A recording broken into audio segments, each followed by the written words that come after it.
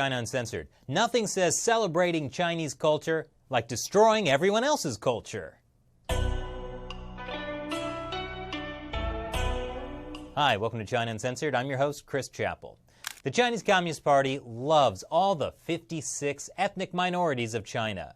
For example, Tibetans. The party liberated Tibet from the mean old Dalai Lama and created a modern society by burning down temples, mostly wiping out the language, and let's not forget making lots and lots of dead bodies. And since this strategy was so effective at making Tibetans cooperative, why not try it in other ethnic regions of China? Well, that's just what the Communist Party has been doing in the Xinjiang Autonomous Region and its ethnic Uyghur population. And it's working just as well as you can imagine. I went down to Washington, D.C. to speak with Irade Kashgary, a Uyghur activist about the Chinese Communist Party's cultural genocide. Thank you so much for joining us today. Thank you. I'm happy to be here. So how about you tell us a little bit about yourself? Of course. I was born in East Turkestan in 1993. My parents immigrated to the United States in 1999. And I am a U.S. citizen, and ever since I was 5 years old, I've been a Uyghur human rights activist.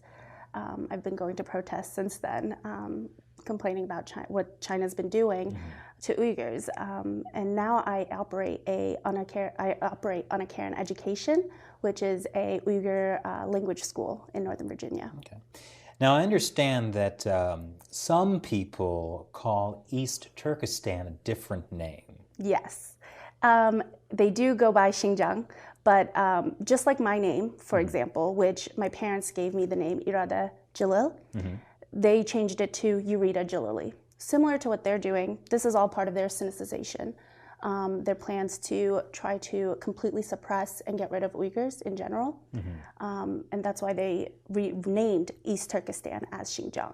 That is the name that they want to go by. The second you say East Turkestan,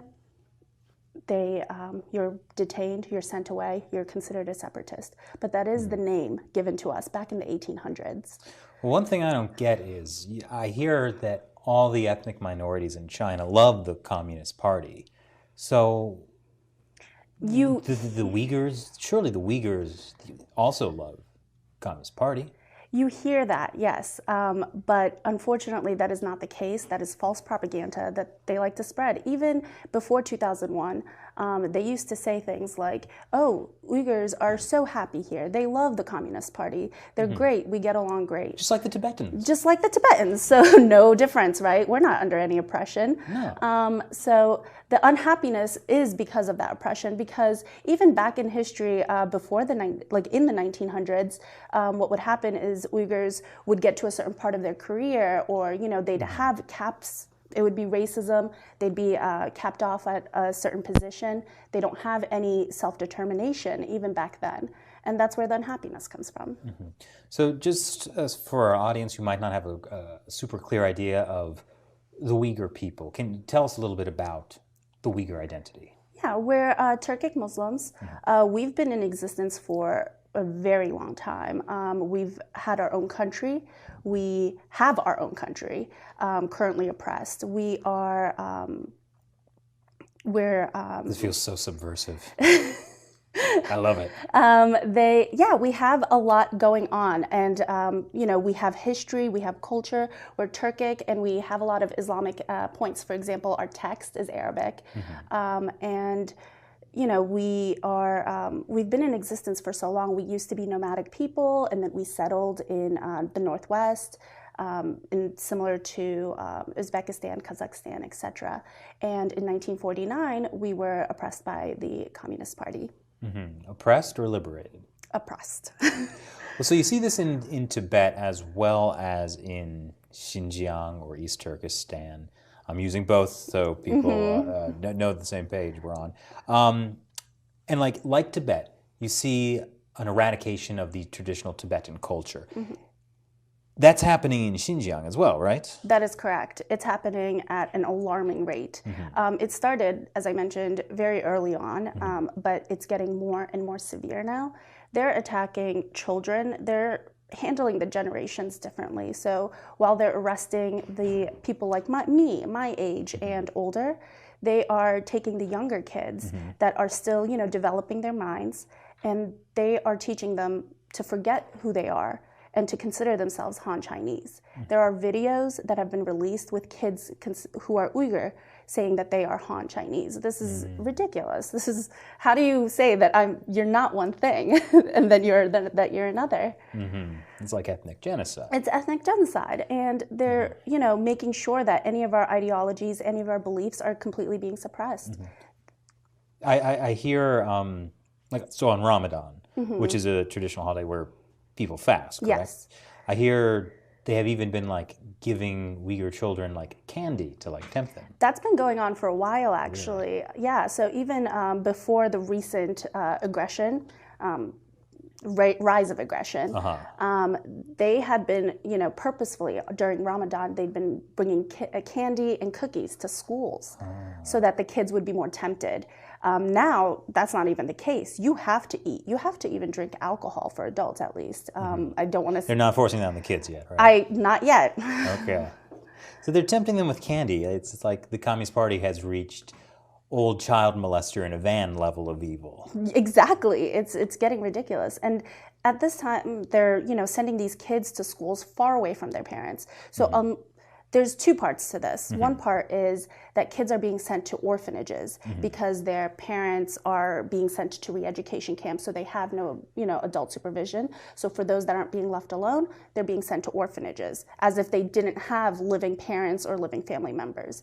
The other half, whose parents may not have been sent, and that's a very, very few, they are being sent to boarding schools. And this has been happening for a long time. And I know a specific girl who was a student here in the US, and she thought she wanted to go visit her parents 2 years ago.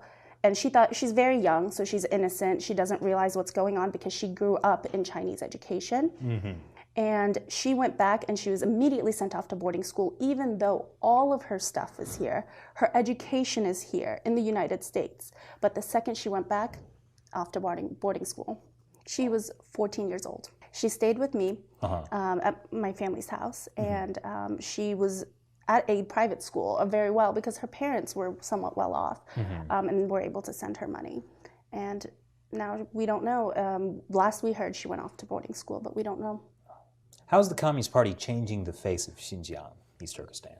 Well, first and foremost, they've destroyed one of our oldest cities, one of our oldest traditional cities, Kashgar. My last name actually is a note to that, so Kashgary, Kashgar.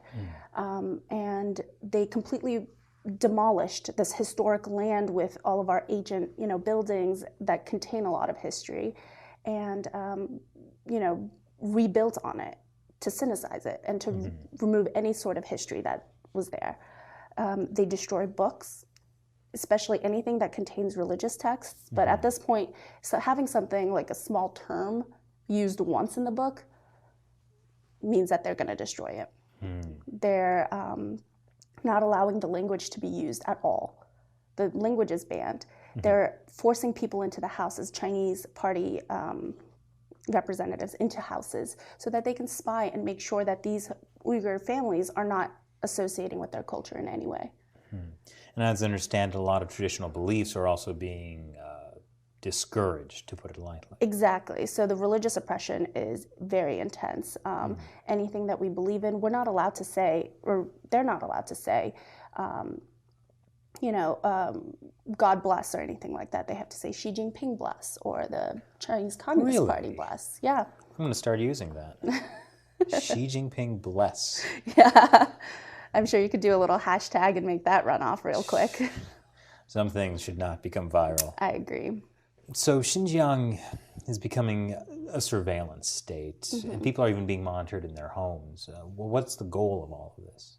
To make sure that people aren't associating themselves with Uyghur at all. This is all part of their plan to completely destroy the Uyghur culture, and to make sure that they're not teaching their kids, for example, or they're not, keeping anything from the party. This is all part of their, they're talking about the surveillance state.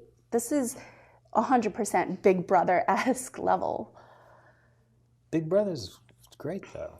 Yeah, I mean, What can go wrong Nice when and they're watching your safe. every single move, and they have your kids? And there's been proof that they're asking the kids to tell on their parents. So if Just that's like in the not Cultural 1984, Revolution. just like the Cultural Revolution. So how successful is the party at this cultural genocide? I think they are getting pretty successful. I think it's been happening at alarming rates. Earlier this year, we were talking about people being sent into these so-called re-education camps. Vocational training schools, right? But really, let's be honest, they're a step away from being concentration camps. They're being sent to these at alarming rates because back in earlier this year, we were saying that there was 100,000, like around the 100,000s. Now we're saying up to 3 million people. And the UN even released a report on this as well. So, you know, they're being successful, and we need to speak up, or we need to do something as soon as possible. I know the U.S. government has been more vocal about the situation there. What can the rest of the world do? We can continue to be more and more vocal. The U.S. has been, taking lead on it. Recently, there's been the Uyghur Human Rights Act that's been released. But the international community, the EU, has spoken up as well. But it's still, speaking up is only the first step. We need to actually create acts. For example, the U.S. has the Magnitsky Act. We need to implement that. I think all countries need to implement it. Can you just mention how that applies to specifically Xinjiang? Yeah, there's many leaders like Chen Chuang-go that needs to be pinpointed that he can't come. He needs to be sanctioned. There needs to be sanctions happening, and he needs to.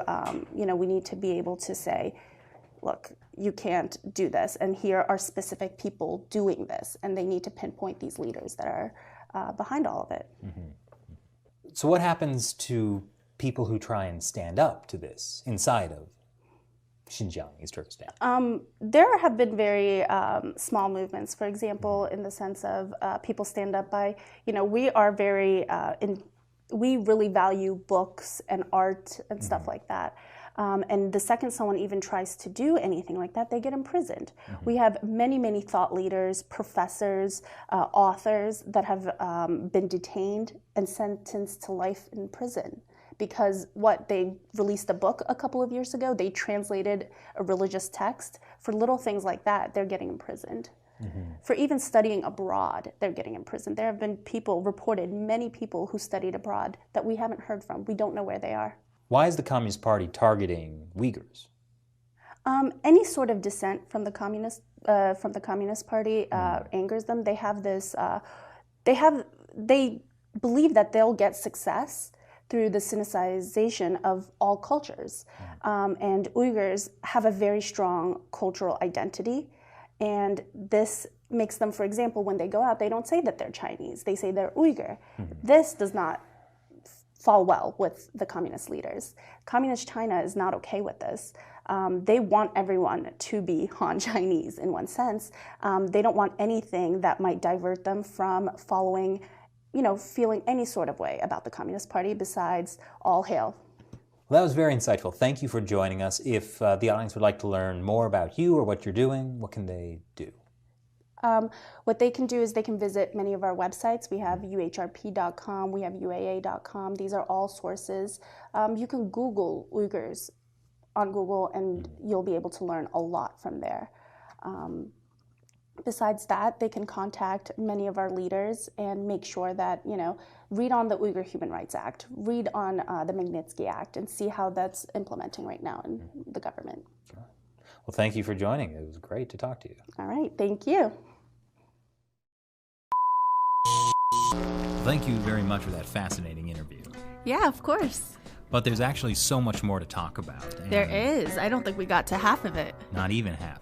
Fortunately, I spoke to Irade on the China Unscripted podcast, where it was so good. Yeah, it was amazing, and we got to talk about much more of the issues that are really important. And so I put a link below, so check it out.